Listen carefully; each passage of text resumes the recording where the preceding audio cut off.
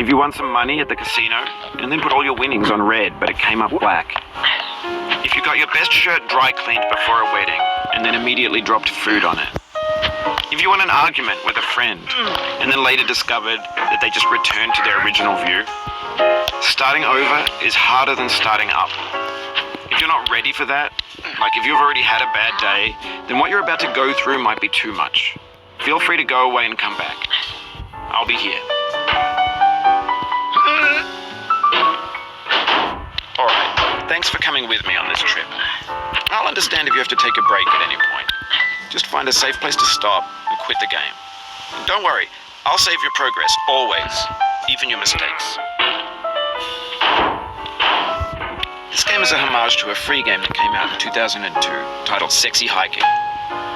The author of that game was Jazzuo, a mysterious Czech designer who was known at the time as the father of B games. And B games are rough assemblages of found objects. The designers slap them together very quickly and freely, and they're often too rough and unfriendly to gain much of a following. They're built more for the joy of building them than as polished products. In a certain way, Sexy Hiking is the perfect embodiment of a B game. It's built almost entirely out of found and recycled parts, and it's one of the most unusual and unfriendly games of its time. In it, your task is simply to drag yourself up a mountain with a hammer. And that act of climbing, in the digital world or in real life, has certain essential properties that give the game its flavor. No amount of forward progress is guaranteed. Some cliffs are too sheer or too slippery, and the player is constantly, unremittingly in danger of falling and losing everything. Anyway, when you start Sexy Hiking, you're standing next to this dead tree that blocks the way to the entire rest of the game.